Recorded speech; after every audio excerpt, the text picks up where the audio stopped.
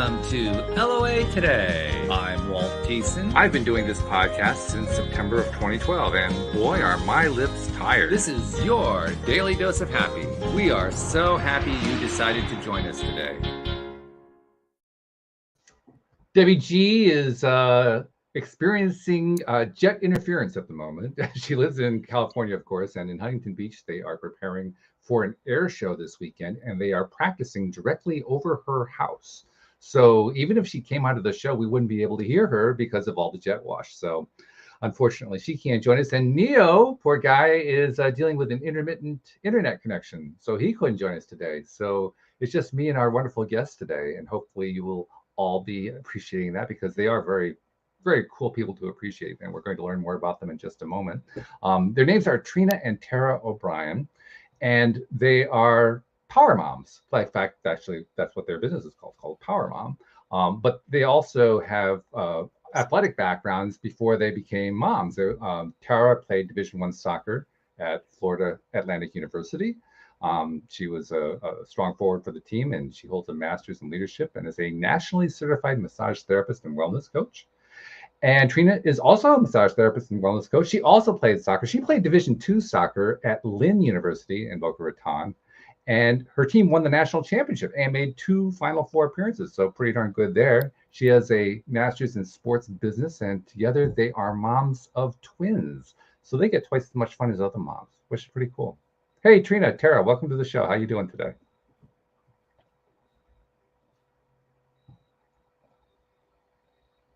Oops. What happened? I think they froze up. Their connection froze. Hello, can you hear me? Testing 1, 2. Okay.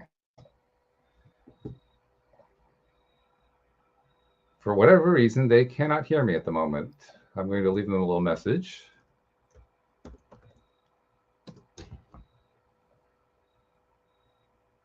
Well, fortunately, Sue can hear us in the StreamYard, so that's good.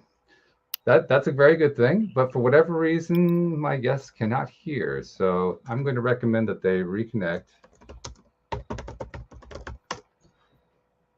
Very strange. This is an interesting Friday we're having here. We've already got started with an interesting Friday. Of course, we know that's like par for the course around here, right? Because when Fridays come along, that's when the energy goes crazy. That's when all kinds of energetic stuff happen.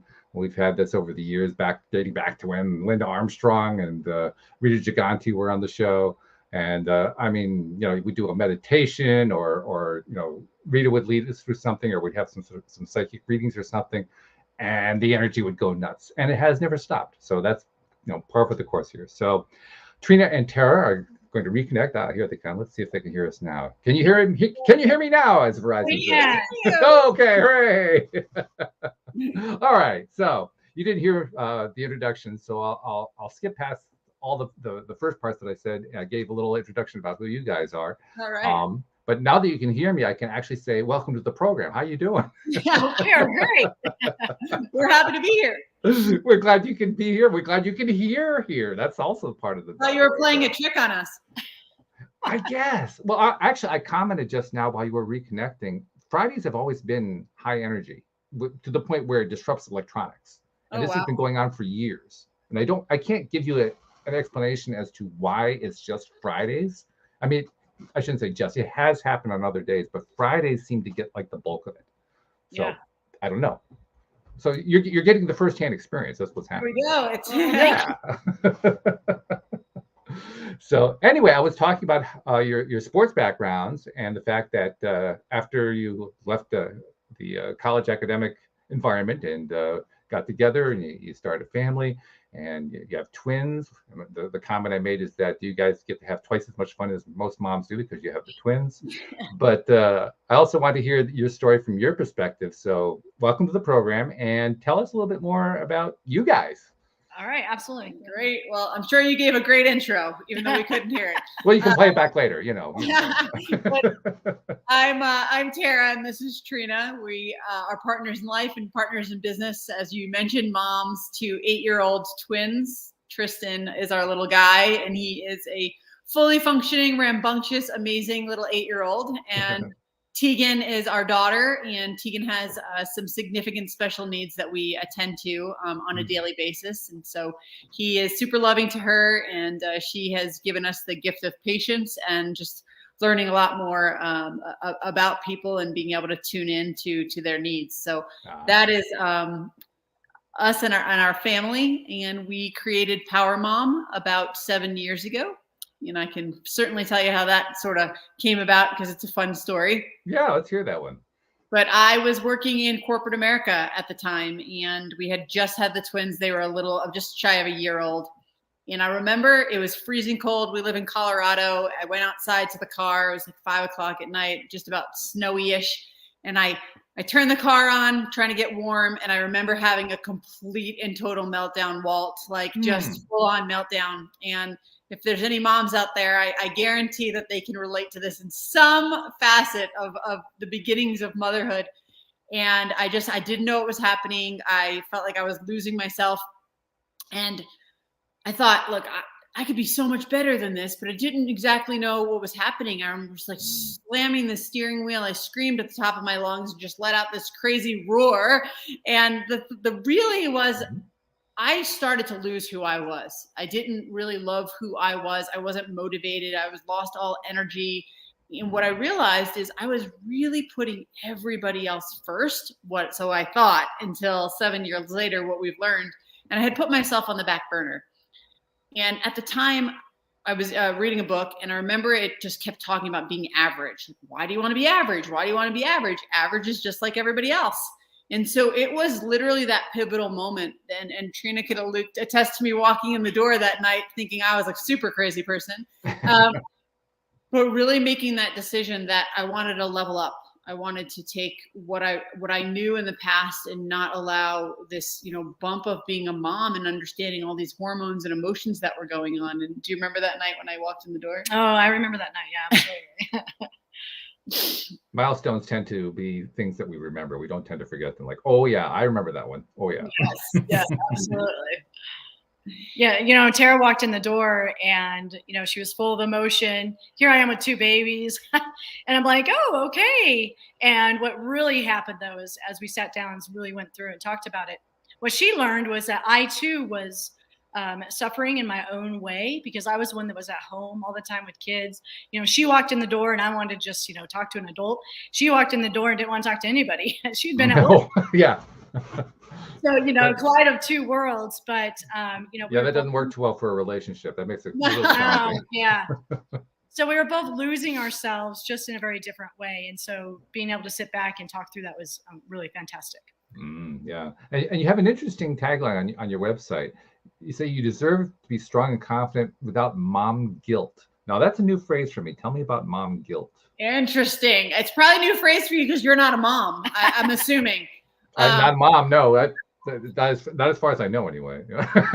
And thank you for bringing that up because that evening, I'll reverse for a second. I said, look, we've got to find something. Like there's got to be something out there for new moms. And now what we've realized is moms who are letting kids go to college, moms who are teenagers, there's all these different phases of this mom life, and mom guilt is so real.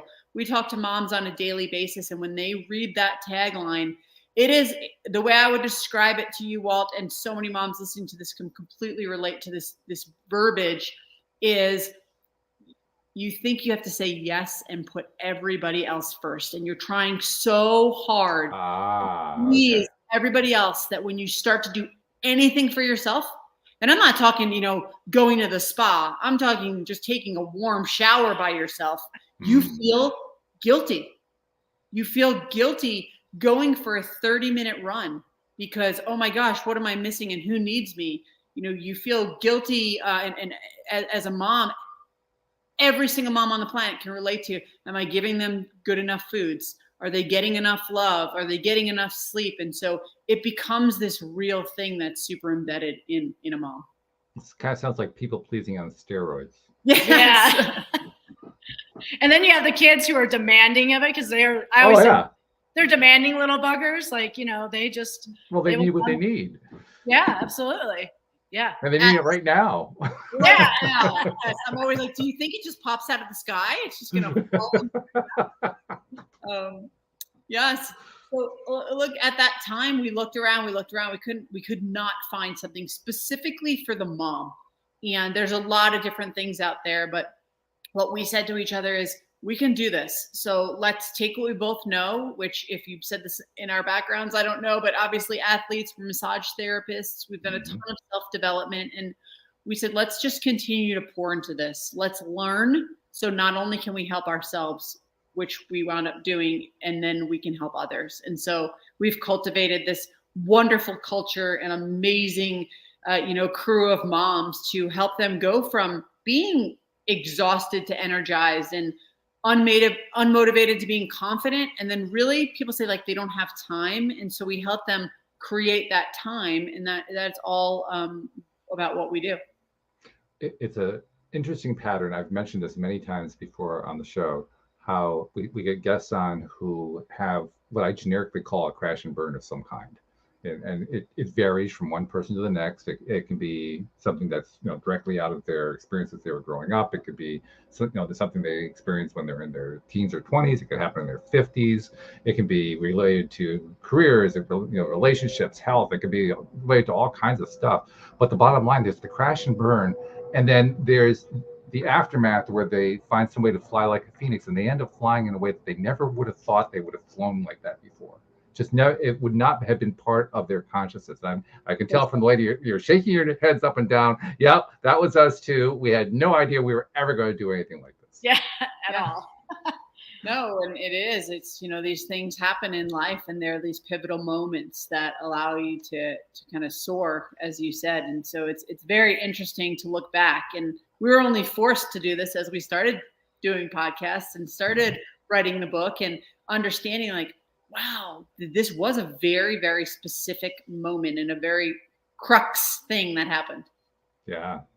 And when you come through it on the other side and find yourself flying like that, well, two things. First, I found that in almost all cases, the people who end up in their new space, whatever that space is, of doing something that they had never thought about doing before, they find that the skills they had developed leading up to that all kind of fit in ways that they never would have predicted.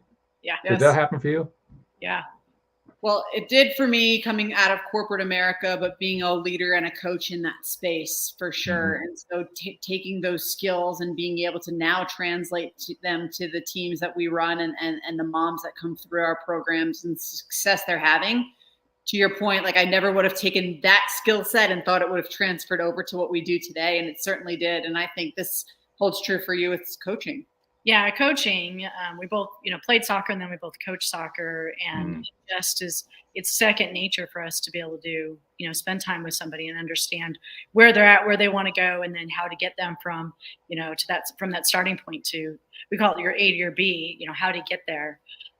So that's definitely rolled in. And there's other things that have happened in our lives that have just helped us from a learning standpoint to then being able to share it forward.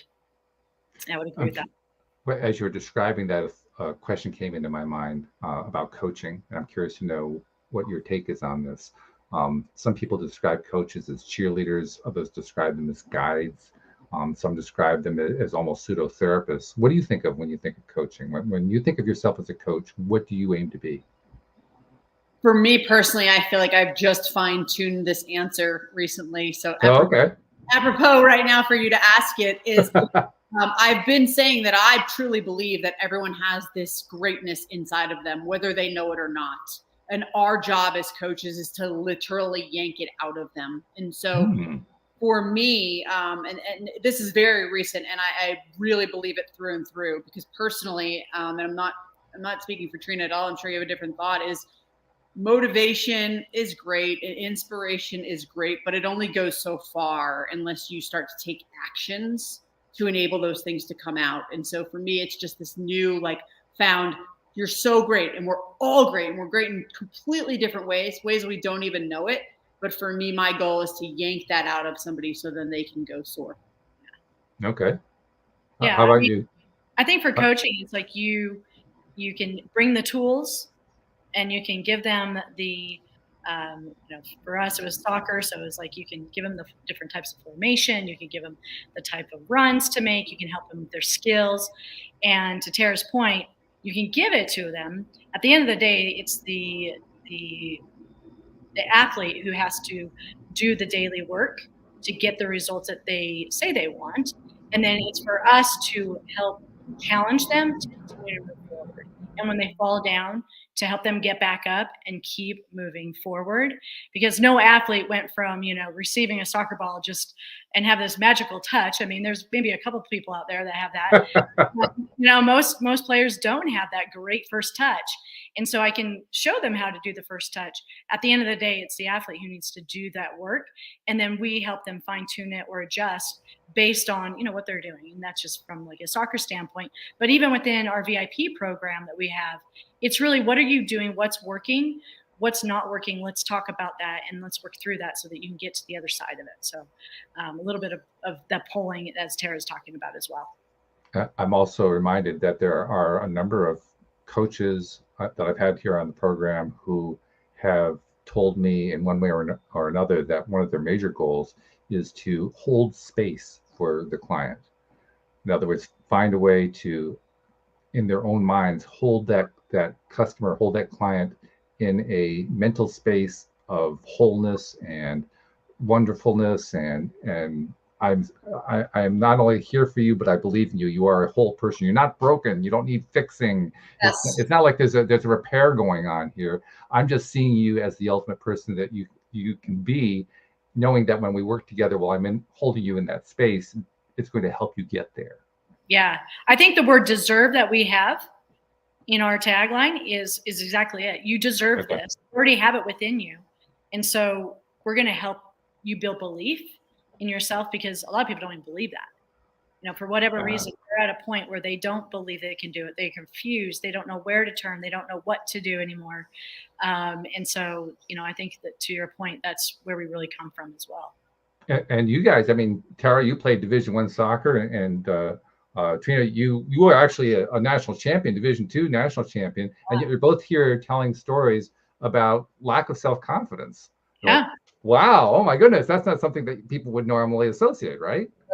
Right. It is amazing what people go through, and you would never associate it. And we look at all of these icons and we assume that everything's fine. And oftentimes it's putting it together. It's finding some of the right mentors, the right role models, the right coaches, the right people to help you with that. And just what you were just saying, I've had this new thought process in my head. And the way I look at this is, if you've received a box and it's blank, and you open it up and you look and there's like 1,000 puzzle pieces. You don't know if it's a puzzle of a flag, of a bear, of a table, of a chair. Like, you have no idea what's inside of that. And I really, truly think a lot of moms, that's how they feel. It's like, I know this, and all these pieces, but how exactly do I put it together? And the number one thing we hear is lack of self-confidence and negative self-talk across the board. It is the absolute number one thing. I'm smiling because listeners know that my two things that I believe are the two that combine together to basically predict whether or not someone is going to be successful in whatever it is they're trying to be successful in life are self-confidence and social connectedness. Here you are talking about self-confidence. Like, yeah, I love this. It is so true. And, I think we all have, it's good to have moments where we're not 100% confident, because what that does is it challenges us to grow as a person. Mm-hmm. Because if we just walk around like, we know everything and we're super confident in everything we do, well, then how do we be challenged? And I mean, I know I've been challenged in so many different areas of my life, and I'm that much stronger and I'm that much more confident because of those moments where I've had to have the growing pain, and I've had to, reach out and say, hey, I'm not sure how to do this. Can you help me? Can you teach me? Tara and I both get coaching in different ways because we know that we need that constant, challenging and growth as well. Well, I mean, it makes sense. You really don't grow anything when everything's fine. Yeah, right. When everything's fine, like, well, what do I need to grow for? What's the point? Hey, this is great. I'm loving this, I'm comfortable. Yeah. Well, we're in sync here on what you're saying. It's like everything you say, I'm like, we just said that a couple of days ago. It's just crazy. It's Welcome really to LOA Today. That's the way it always works around here. It is, and it's definitely maybe a Friday thing for sure, but it's this complacency, it's everything's fine, it's this very soft comfort zone that people get into. And again, the greatness part of it, but ultimately we see the moms that we work with level up because they know there's a different level up because they know there's something more versus just being fine with everything. It's interesting too, because we do call it a comfort zone, which is odd because it's almost never comfortable. Yeah, right. I call it a familiar zone for that reason, but we always call it a comfort zone. And I guess what makes it comfortable is that, well, it's more comfortable than having to do something to go outside the zone. Yes. So in that sense, it's more comfortable. But most of the time, it's pretty darn uncomfortable. Yes, I agree. It's pretty odd, really. So tell us a little bit more about the program. What do you guys do? Like run us through what you do when somebody goes to your site. They experience you for the first time. Yeah, so you can go to the site. We do have some trainings on there. We actually have a lot of different free takeaways that people can have to help them with different areas.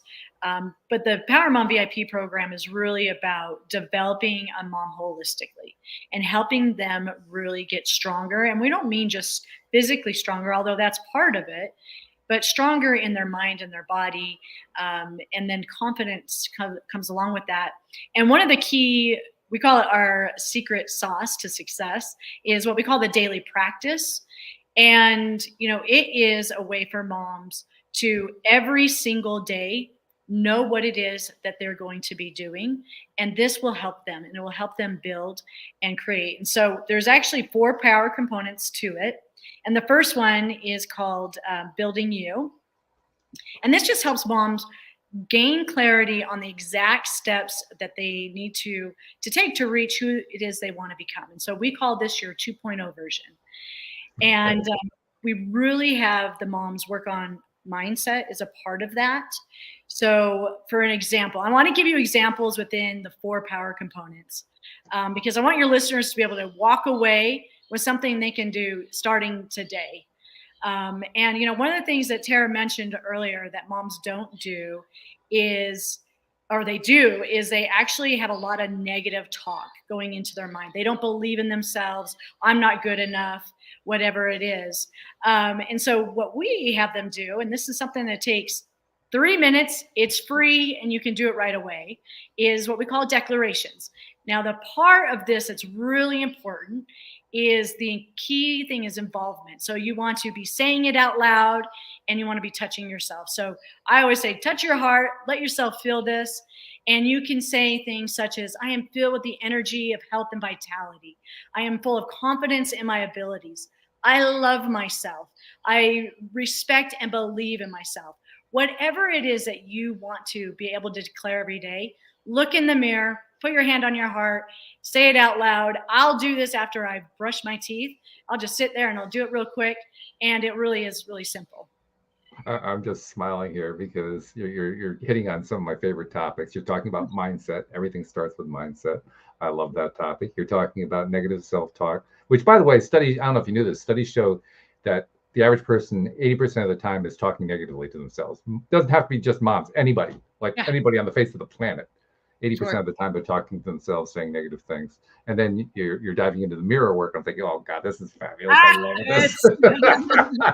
Yeah.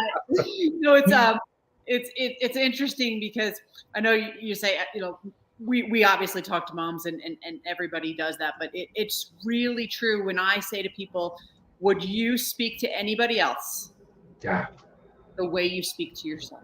If you spoke to your best friend that way, you wouldn't have a best friend. You wouldn't have a best friend. And then the next thing is too for parents is, would you want your kids talking to themselves the way you talk to yourself? And they're just like, oh my gosh, no, I never thought about it that way. And it's like, this should help fuel you because we're not conscious about what we do to our own being. And once you become conscious, then the struggle becomes well, first of all, you recognize, oh my God, I really do talk to myself that way so often. How the hell am I going to reverse this darn thing? I mean, I can do affirmations. Affirmations are great, but then there's the rest of the day. Yeah. And I'm actually a huge meditator because I have learned that our brain is a liar. And we've got to calm that brain down and really be able to give ourselves quiet time to get into our soul. And, Tara and I laugh all the time because I will get up in the morning and I meditate for, gosh, I could do it for an hour. I don't have an hour to do it, but I give myself 20 to 30 minutes. Tara's like, if you make me sit on the couch and meditate the way you do, I'll go crazy. So she likes to do meditative walks. So she takes the dog. I do the same thing. I love that. Walking meditation. Yeah. That's exactly what I do. Every morning I take out the dogs who don't talk back to me. And we go up into the mountains and it's quiet and it's, 30, 40 minutes. So to each his own, I say, as long as you're carving out that time. Yeah. Yeah. Oh, yeah. And I found I can actually do the other kind of meditation too. Although the kind where I'm just kind of staring at my navel, that one I can't do too well.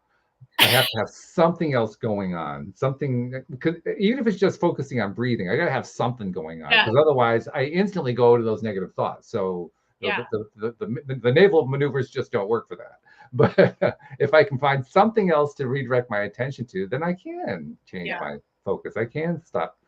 I can notice when my mind is wandering over to, I can't believe I did that stupid thing earlier today, and pull it back to, I feel really good right now, or whatever it is I'm trying to pull myself back to. Yeah. Because that's really it. That's the trick, isn't it? I mean, basically learning to catch yourself, be kind about the fact that you caught yourself, and then replace it with something. Yes. And I have found that meditation really helped me. I know I can tell a huge difference between when I have and I haven't meditated for the day. So I make sure that that's part of my practice. People always say to me, "Oh, I can't meditate." And to your point, there's all kinds of different types of meditation. So it's really about finding what works for you to help give yourself that time and that space. Yeah, I'm sure you guys recognize this, but my wife knows when I haven't meditated. It's very obvious to her. She sends you to the meditation corner, doesn't she? And of course, it works both ways. We can both tell when we're struggling. It was just when you're partners, you just know. Nobody has to explain it. It's I'll go into the next power component. So it's actually called fueling you. Okay. And this is how we have moms learn how to keep nutrition simple without counting points or calories. Oh, nice. Yeah. So moms are busy. We are busy. We just keep it simple. And it's so confusing. There's so much out there. And people come to us all the time. Moms come to us all the time. Just, I don't know what to do. I've tried all these different things. And we say, let's dial it back. Let's keep it simple. And so one of the tips we're going to give your listeners today, and this is for anybody, obviously, and this one's huge. And I don't think people understand the power of this one.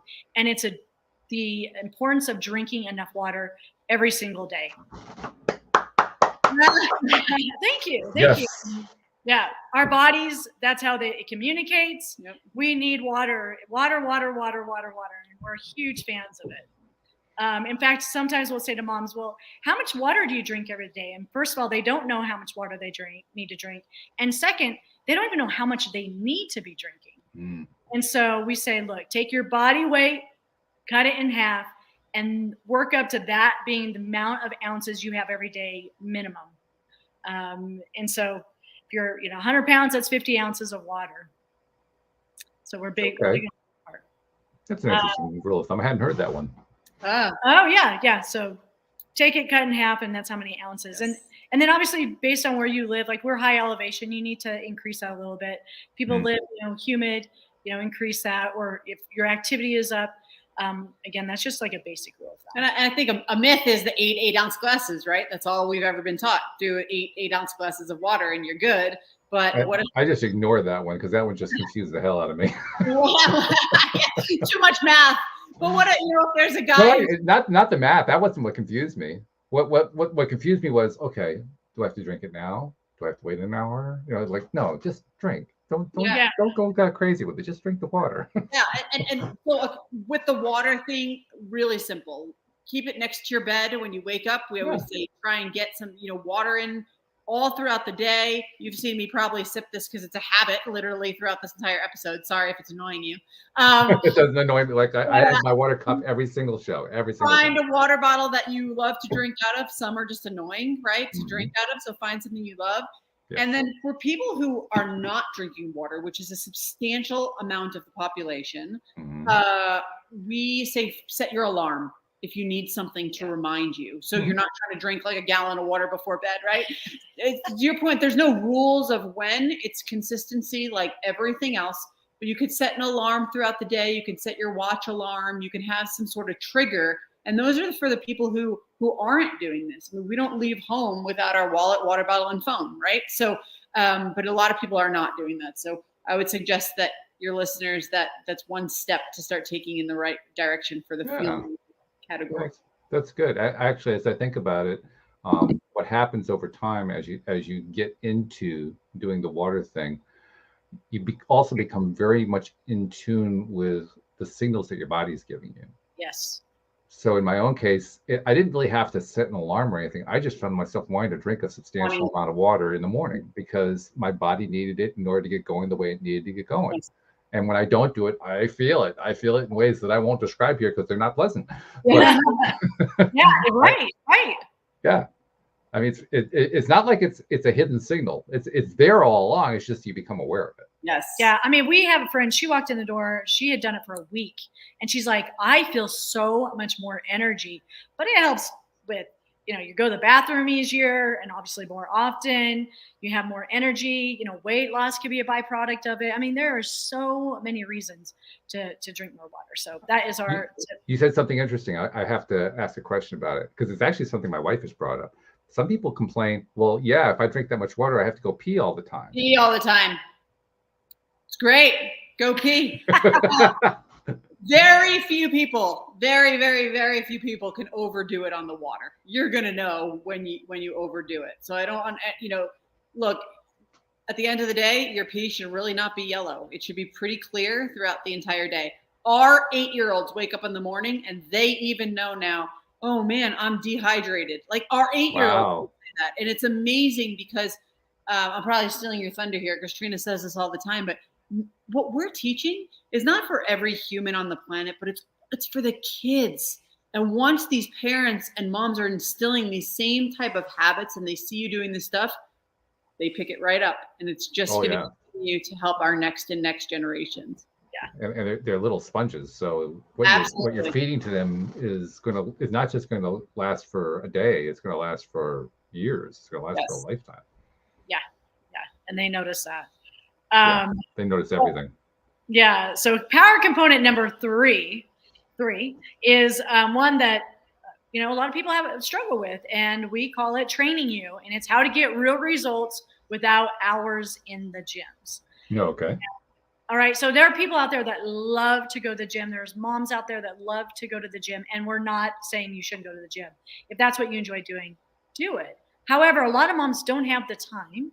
And so when they don't have the time to go to the gym or the babysitter, whatever it is that they're not getting to the gym, it becomes an excuse of I don't have time to go work out. Mm-hmm. So we always advocate for finding a way to get exercise in. And there's two things that we really suggest is number one, find something that you love to do.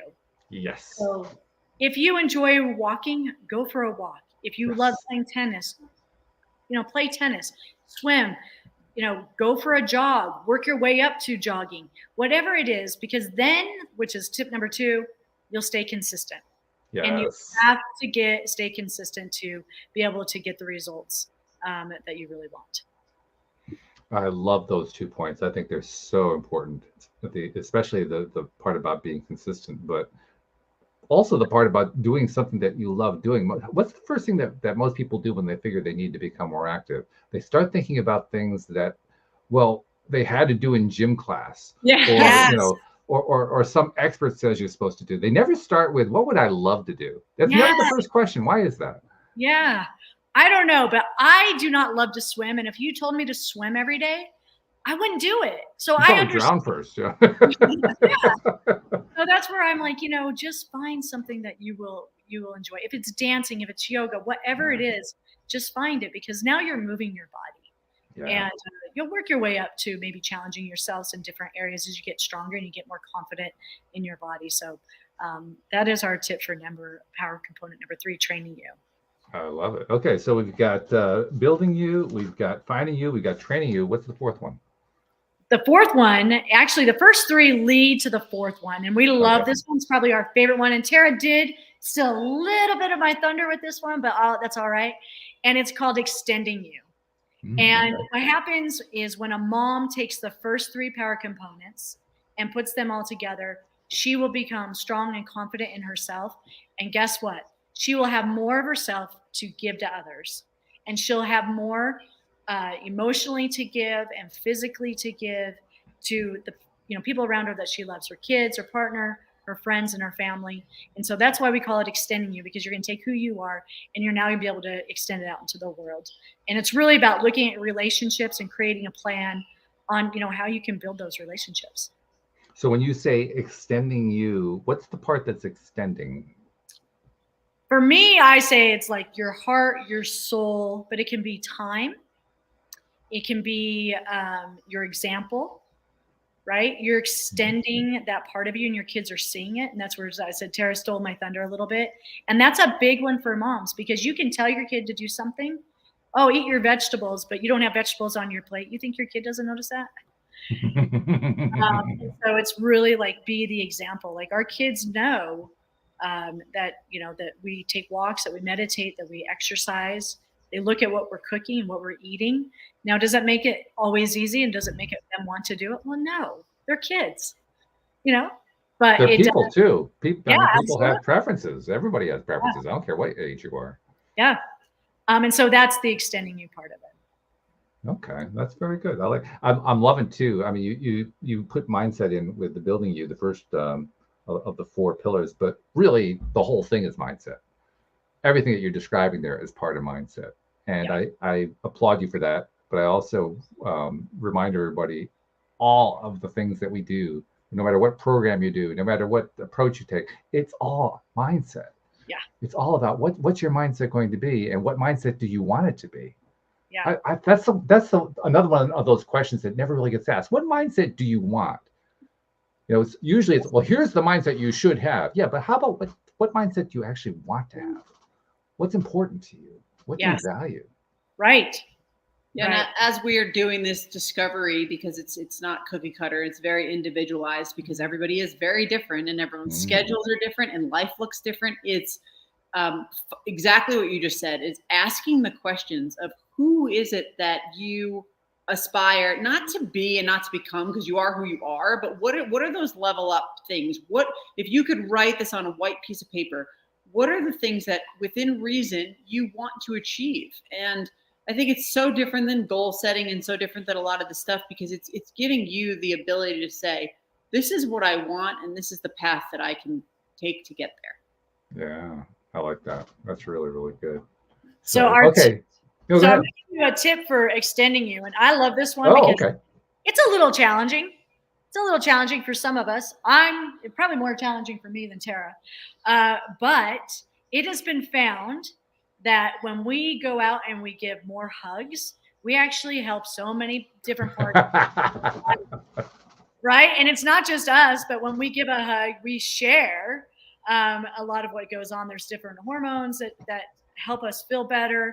And so our thing is to go out and give 8 to 12 hugs every single day. Wow. See, now Walt says, wow. So that's how I felt. But it will actually help your body be healthier, and it'll grow your relationships. It obviously shows people that you care about them. And really, we really want connection. And I know that, I don't need to go down the rabbit hole of, what COVID has been like for people and how that has taken away connection. And so this is a great way to repair and extend and grow those relationships that you already have. Well, we talked earlier about the value of dealing with uncomfortable situations. COVID, in this sense, was actually a blessing, because it helped us really appreciate just how important it is to have those connections, the physical connections with people. I mean, we were able, fortunately, to connect to each other via the internet, via online media like this one. But still, people began to realize I really need that day-to-day, in the same place, in the same room, talking with somebody kind of connection. Yes. Yeah. And they didn't appreciate that as much before, I don't think. Yeah. Like I kind of want to jump through here and hug you, Walt. Well, thank you. I appreciate that. I love that. That's great. This is very similar, and it's interesting. Trina said it's a challenge, and some people hear this and like, hugs. The oxytocin and the different things that take place and how this all chemically reacts is astronomical when you start to look into this. And I give the same thing with the water, and people are going to think you've gone off the deep end. But if you set your alarm, and I've done this, and so do our power moms, is we have them set their alarms and just get up and go hug somebody. And it could be your kid, your partner. If there's nobody around, science proves that if you hug yourself, this works. Your animals, it is unbelievable how relationships begin to get repaired just by hugging. That's really interesting. I'm glad you brought animals in too, because they are vital, I think, for so many people. Some people, they just don't want to have pets in their lives, and I appreciate that. But for many, many people, pets are one of the most valuable relationships they can have, in part because pets don't really demand a whole lot. Like I said, they don't talk back. Yeah, well, they don't talk back. Well, sometimes they talk. Ours do anyway. Our cats do, but for the most part, they're relatively quiet. You know, they want to be fed, they want to be let outdoors, they want to be petted, and that's about it. They're fine with everything else after that. You know, And they're always excited to see you. they are every single time. Yeah. It's a personal welcoming committee every time. Yeah, it's true. Yeah, and having that is that will get you through a lot of stuff, because life throws stuff at you. It really does. It throws all kinds of stuff at you. And the challenge isn't to eliminate the stuff that's being thrown at you. That's my take. I think it's probably going to be your take too, but I'll be interested to see what your response is. To me, the whole thing is, when the stuff gets thrown at you, how are you going to respond to it? Are you going to feel rotten about it? Are you going to be pissed at it? Are you going to guilt somebody about it? Or are you going to find some way to perhaps appreciate it? Say, wow, I really learned something out of that, or I thought about it differently from where I used to, because I used to beat myself up and now I don't beat myself up. How are you going to handle the stuff that comes your way? Because the stuff's there. The stuff doesn't stop. The stuff just keeps coming. It's a question of how you got to respond to it. Yeah, so I think awareness is something we really talk about. And we talk about the 2.0 version, like where somebody wants to go. But awareness starts with where you're at, because we all have triggers. We all have things that happen in our lives that can either knock us off course or make us digress. And so really, like, this is why I love the daily practice too, is because it is the blueprint for what you should do when those moments happen. But you have to start being aware of it. So for instance, if I'm a stress eater, right, I know that the days I'm stressed, I want to go to the fridge. Being aware that I'm a stress eater helps me be like, I know I'm stressed. I'm not going to go to the fridge. I'm really not hungry. I'm just stressed. I'm going to go work out and I'm going to relieve the stress. So that would be an example of how to take awareness of how things come at you and then be able to work on that and creating time and space for yourself, and then jumping in the daily practice when you do get knocked off course. We all do. Mm-hmm. That phrase you used, stress eater, it struck me as having a double meaning, because I mean, the way you used it would be the obvious meaning, I think, but it also occurred to me, well, when we get into that mode, we do tend to eat stress. It's like we have the stress, so we can't get enough stress, so we get more stress, and we just keep finding ways to take in more stress. It's not like we're deliberately trying to undermine ourselves, but we end up undermining ourselves half the time, not even realizing that we're doing it. So I mean, that phrase actually is very evocative. Eating stress. Yeah. I like the flip. I like the flip on the words. Yeah. I mean, it's not something that you initially necessarily think of it. For some reason, it just kind of came to me that way. Kind of bizarre. But anyway, okay. So is there more that we need to know about the program at this point?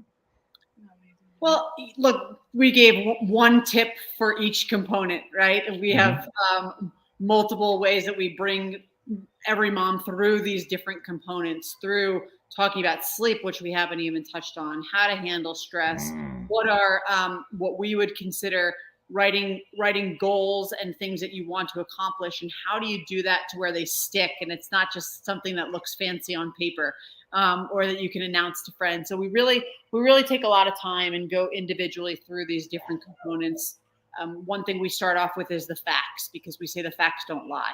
So as Trina said, where are you today? It's very interesting to get a baseline and ask a lot of questions on exactly where you are.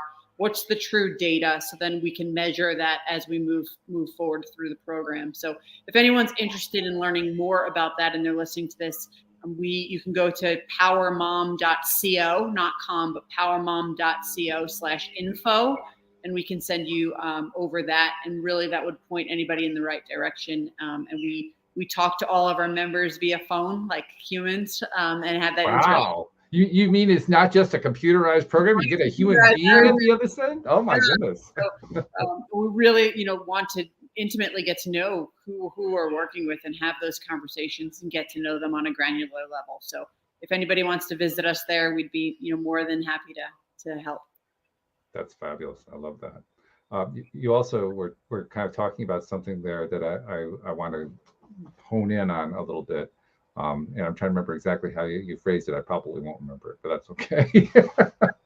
But let's go in a slightly different direction, and maybe I can kind of come in the back door on it. The thought that keeps coming to my mind over and over again as I listen to you guys explain your program, explain your approach, is that it ties into the original theme of the podcast, law of attraction. And in the context of what you just said, you mentioned writing things down, making lists in a sense, Sure. Setting your goals. And I'm curious to know, in your experience, do you find that when somebody lists not just a goal, but also lists things they want to have happen in their lives, or things that they are reaching for, that the act of writing it down helps to increase the likelihood it's going to happen? Regardless of anything else that they do, just that act of writing it down has power to it. Have you found that to be true? Yes. Yes is the easy answer. But there is story after story after story. And when you hear it the first few times, you think it's all like wackadoodle, right? You don't really understand it. But the more and more that you listen, that you hear the stories that we experience, not only in our program, but different books and different things, it is literally the act of writing it down, living it, almost emotionally getting tied to that, and it comes to fruition.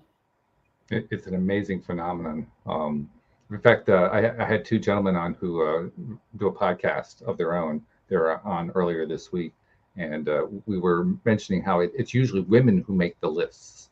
Men don't tend to make the lists as much as the women do. Women, the woman wants to, meet a new partner, and she'll make a list of, okay, I want this partner to have all these characteristics, and they've got to be this tall, and they've got to have this much income, and they got to have everything there. And then the person shows up, and it's everything on the list is that person. Yes. Right there. And it happens over and over and over again. And I was commenting, like, why don't men make lists as often as women do? I mean, they clearly have a secret here. What's going on? Yeah, you hear those stories of like, I wrote it down and I forgot that it was in my book, and then they pull it back up, and then, wow, everything manifested in my life. And I take it a step further. I have some things on my desk, literally things that I want to do and the outcomes. And I look at it often. I have a vision board that I'll pull up that has pictures of things that I want to have. And it's so super powerful to see those things happening. And, the thing about Power Mom is Tara and I are not just coaching moms, we're living this as well. And so when you bring that up about, manifesting, it's like, yes. And Tara and I do the same thing. And we encourage our moms to do the same thing because we know it works and it's really powerful. And I know that that's what your show is about. And but Tara and I have sort of been on our own journey recently within the last couple of years of really going into more of that type of manifestations, and how do you create the realities that you really want to have. And it's a mindset thing. It really is something you have to work at. Yeah. Trina does a great job in the program, and this could be a whole nother hour conversation on fear, but I can literally I can speak from experience of where I get hesitant to write it down is because of fear of, oh my gosh, if this really happens, And I think that we run across that a lot with people. Is it's like, okay, I know I could do this, and I hear the stories, but what if this does happen? Then what? Mhm. And so that's very, very real. And so it's easy to go like, why don't people do this? And I think fear sometimes paralyzes, for sure. Yeah. Actually, you're reminding me of something that I was thinking about earlier today, because you're right. I mean, fear can play that kind of a role and does for many, many people. I'm also realizing that there may be kind of another, I don't know if you can call it a fear, another type of mental block, let's put it that way, in that I think people have been trained unintentionally by parents and teachers and peers, business associates, everybody that they've ever met in their societies. They've been trained to not desire. And I don't mean sexual desire. I mean just like desiring anything in life. And I'm noticing it in myself. I'm thinking back in my own background and my own childhood and upbringing and coming of age and so forth. I always held back on my desire. It's not like I didn't have the desire, but I muted it. Like if you had asked me at any given occasion, on a scale of 1 to 10, how strong is this desire? 9 times out of 10, it'd be a 2. Occasionally it might be a 4 or 5. But the only time it'd be like 8, 9, or 10 is like, when my wife was hospitalized and I wanted to make sure she came through it. All of a sudden my desire was really, really strong. Sure. But most of the time, our desires are really low. We just don't allow ourselves to desire. Yes. And I think to roll into what you're saying, I think we also have limiting beliefs. Oh yeah. Because I can desire, X, but I don't really believe it. Mm-hmm. And that's what I found with writing things out is write it down, even if you don't believe it, because your subconscious mind notes that. And so if you really, really want it, you don't know how you're going to get there, you don't believe it, put it out there, because those steps are going to start coming to you. And the universe will bring that to you and guide you to where it is that you want to go, if you allow it. But the first step is allowing yourself to write it down, and then working towards, building those beliefs. Yeah, I agree with that. I would even say that part of that first step is also allowing yourself to believe that you're allowed to desire. Yeah. Yes. That it's permitted. I mean, I how many times have parents unwittingly, it's impossible to be a parent and not in some way mess up your kid. That's just going to happen. That's just part of being a parent. And it's part of being a kid. Your parents are going to mess you up in some way. It doesn't mean that they're not loving you. It doesn't mean that they're mean or nasty. Some certainly are, but for the most part, no, it's not that at all. It's just that people just do not necessarily create perfect children, because that's not part of what life is all about. We make mistakes. We say things that we don't realize are having a particular effect. We do things that have unintended consequences. That's just part of being in this life of contrast and polarity that we're in. Yes. But as long as we're in that world, it's useful to recognize that these experiences happen. And one of those kinds of experiences, the kind we're kind of talking about here, is, I wanted to have an ice cream, and Mom said I couldn't have the ice cream because we don't have enough money right now. And so all of a sudden I realized I got to pull back on my desire. Now, did Mom intend that? Hell no. That was the last thing in her mind, right? But I learned I have to hold back on the desire. I have to hold back on this desire and that desire. My time will come. My mom told me that. My time will come. So that means now is not the time. So I can't desire it now. And I think that's how we learn to have low desire. Yeah. Not just Mom either. By the way, Dad does the same thing too. So usually three times over.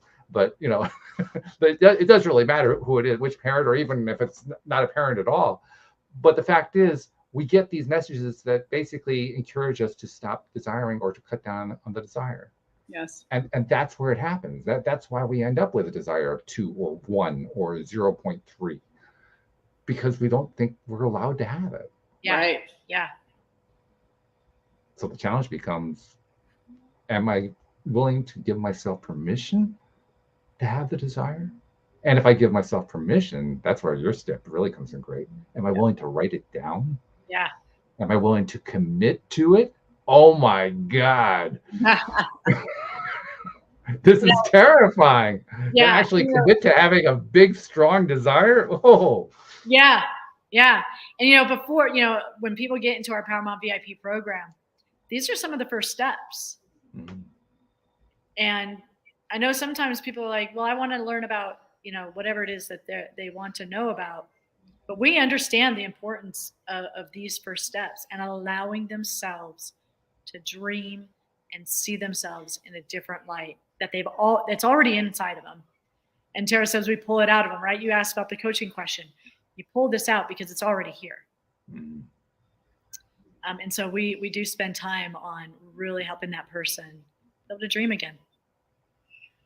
It's a wonderful thing when the dream starts to flow again, especially if it's been stopped up for a long time. Yeah. Because that's when the cool stuff happens. That's when the magic happens. Mm-hmm. That's when the good stuff happens. Hey, this has been really, really fabulous having you ladies on here. I presume that the best way to reach out to you is through powermom.co, through the website. Yes. So if somebody wants to reach out and have a conversation with one or both of you, that's probably the best way to do that. You also have a book coming out, if I remember correctly. Oh, yes. Thank you for reminding us. We are in the midst of our book, and we were soon going to have an editor going through it, and then all the fun stuff of getting it out there. We will let you know and your listeners know about that. We're super excited. We really dive into, we touched on a lot here today, but we dive way more into it in the book. And it's been such a fun journey for us and absolutely delightful. And we're excited to be able to reach more moms. Have you fixed on a title yet? We have not yet. Have not. Oh, okay. So you're still playing with those ideas. Yeah, titling is always fun. Like, what do we call this? Okay. We're taking submissions. You're taking submissions? Okay. If you have an idea, please write too. Yeah. But we're looking forward to this not being our only book. So we're excited to get out there. And there you go. That's a good way to do it. Because that actually makes it easier to title the book. Because now you don't have to get it perfect. Yes. Right. There's always the second book. Yeah. And we don't have to put everything in this book. That's the other thing. Right. Yeah. It's a step. It's not a final destination. Right. That's one of the hardest things with a book, because a book can be so overwhelming. Yeah. So maintaining that kind of perspective is really, really important. This has been great. Hey, there's one other thing I want to tell you guys that I'm making it a point these days to tell to all my best guests, which are really all of them, which is you guys, you have a lot of people who have. You'll never meet them. You'll never see them. They've seen you. They've heard you on a podcast. They read something that you wrote. They saw something you put on your website. They saw something you put out there into the world, and you help them in some way. Yeah. And you don't get the feedback on it. You'll never know what happened. You'll never know how it played out. But you deserve to be thanked for what you're doing with them. So on their behalf, thank you for what you've been doing. Thank you. Wow, that's sweet. Thank you. And thank you for what you're continuing to do, because you too. Thank you. People like you, it's important. What you're doing, you're contributing to a better life, a better world for so many people. Thanks. Thank you very much. And thank you to Debbie and Neil, who unfortunately couldn't be here this time. They're going to be here next. It's really rare for Debbie not to be here. I can just kind of imagine her in the background, because she's like lightning in a bottle. She's got that much energy. And for her to not be able to come onto the show because of all the jets flying over, I'm sure it was kind of eating her up. Yeah. So, but, we'll look forward to having her back. And Neo is he's an amazing guy. He's a former Camden, New Jersey police officer who discovered law of attraction and completely transformed his life around that. So he has a whole fascinating story too. But hey, even without them, it was great having you guys here today. Thank you so much. Thank you to our podcast listeners everywhere. Hey, we'll see you all next time here on LOA Today. Goodbye, everybody.